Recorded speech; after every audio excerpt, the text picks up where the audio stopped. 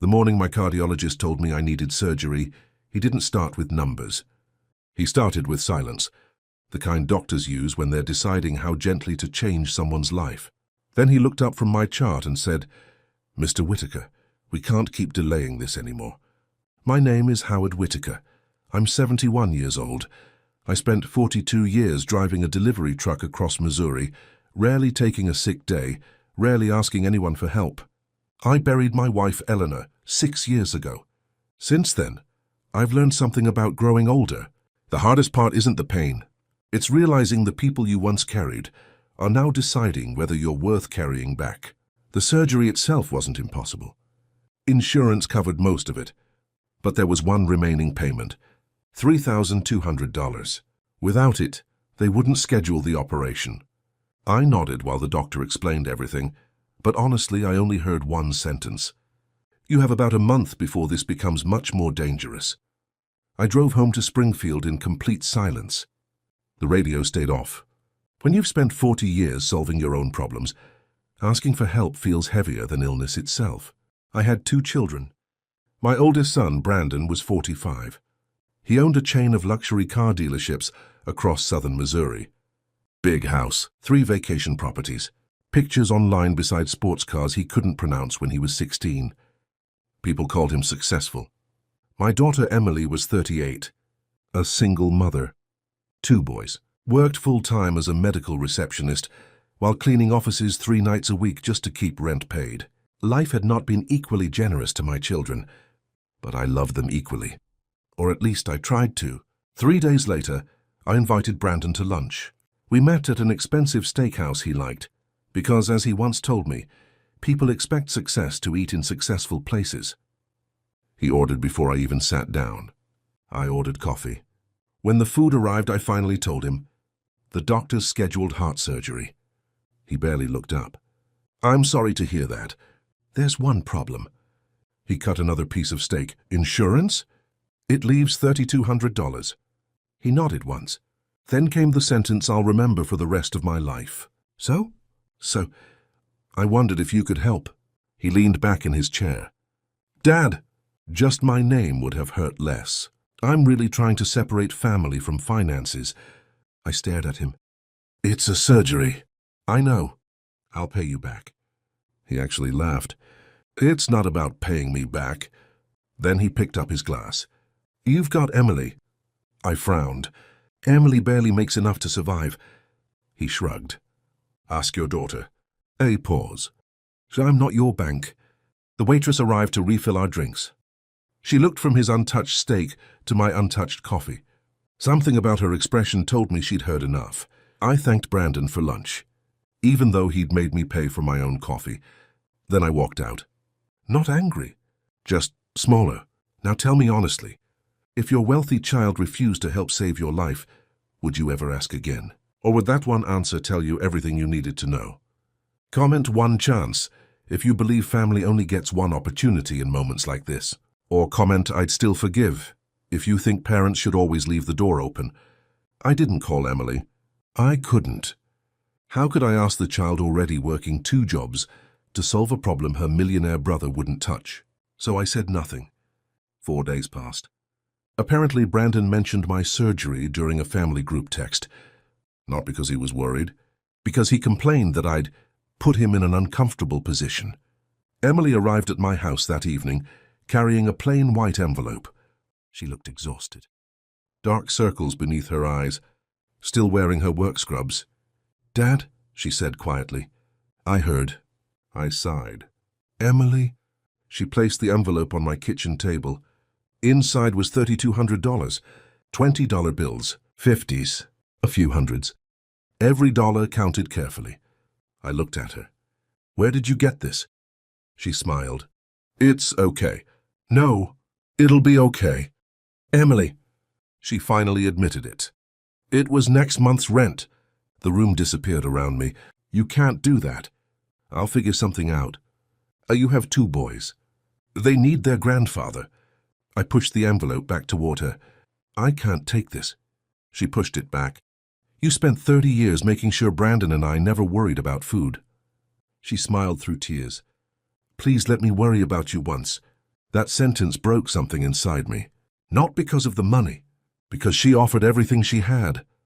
Without being asked, that night I couldn't sleep. I kept staring at the envelope on my kitchen counter. Brandon had millions. Emily had rent money. Only one of them had given me everything. The next morning my attorney called. Her name was Diane Mercer. She had handled Eleanor's estate years earlier. "Howard," she said, "I've been reviewing your file." "My file?" "Your wife left instructions." I frowned. "What instructions?" "There are documents you were never supposed to open unless one of your children proved exactly who they were." I drove to Diane's office immediately. She placed 2 sealed envelopes on her desk. One marked, "If Brandon chooses money over family." The other, "If Emily remains who she has always been." I couldn't breathe. "Eleanor wrote these?" Diane nodded. 3 months before she passed. Inside Emily's envelope was a handwritten letter. "Howard, if you're opening this, our little girl chose people over money again. Please don't let kindness become her punishment." Beneath the letter sat another document. A trust, one I knew nothing about. Years before Eleanor became sick, she'd quietly inherited stock from an uncle. Instead of spending it, she'd allowed it to grow. Very quietly, very privately. The trust was now worth nearly $2.8 million. I stared at Diane. I never knew. She wanted it that way. And Brandon? Diane slid his envelope toward me. Inside was only 1 page. "Love should never have to compete with wealth. If Brandon ever forgets that, don't rescue him from the lesson." I cried harder than I had at Eleanor's funeral, because somehow she was still protecting me, and she was still protecting our children from becoming the worst versions of themselves. The surgery happened the following Tuesday, not with Emily's rent money. Diane arranged immediate funding from the trust. Before surgery, I handed Emily her envelope back. She looked confused. "I don't need it anymore." She started crying. "I was afraid you wouldn't let me help." I squeezed her hand. "You already did." The operation lasted 4 hours. Recovery took longer. During those weeks, Emily visited every evening. She brought homemade soup. Her boys played cards with me. The hospital nurses started calling them Room 214's grandchildren. Brandon came once. For 12 minutes, he checked emails while sitting beside my bed. Before leaving, he said, "Glad everything worked out." Then he walked away. A week after I came home, Diane invited both children to her office.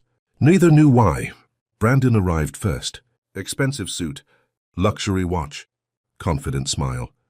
Emily arrived 10 minutes later, wearing grocery store shoes she'd glued together herself after one heel broke. Diane opened Eleanor's letters. She read Brandon's first. Silence filled the room. Then she read Emily's. My daughter couldn't stop crying. Finally, Diane explained the trust. Brandon's eyes widened. Mom left almost $3 million. "Yes. When do we divide it?" Diane looked directly at him. "We don't." She slid the trust documents across the table. The beneficiary line contained exactly one name. Emily Whitaker. Nothing else. Brandon laughed. "That's ridiculous. It is legally binding." "What about me?" Diane answered calmly. Your mother believed inheritance should reward character, not biology." He turned toward me. "Dad, you knew." "I found out after you refused my surgery." His face changed. For the first time in years, he looked frightened. Not because of losing money, because he finally understood what he'd really lost. He looked at Emily. "You'd actually keep it?" Emily stared back. Then she said the most beautiful sentence I've ever heard. "I'd trade every dollar if Mom was still here." The room became very quiet. That's the difference between people who love money and people who simply love people. Emily later bought a modest house, not a mansion, just somewhere her boys could finally each have their own bedroom. She kept working another year because she said, "I want them to see that blessings don't replace responsibility." Brandon called me dozens of times after that meeting. He apologized. He blamed stress, business pressure, bad timing. Maybe some of it was true. But there are moments in life when people don't reveal who they are. They confirm it. The day I needed $3,200 wasn't really about surgery. It was about character. One child measured the request against his bank account. The other measured it against her heart. Today my health is good. Every Sunday Emily and the boys come for dinner. Sometimes we talk about Eleanor. Sometimes we just sit on the porch watching the sunset. And every now and then I remember that envelope, filled with rent money. $3,200. It wasn't the largest gift I've ever received. Not even close.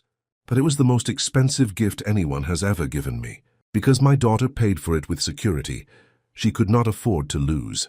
My son thought wealth was measured by what stayed in your account. My wife knew better. Real wealth is revealed by what you're willing to give away when someone you love needs you most.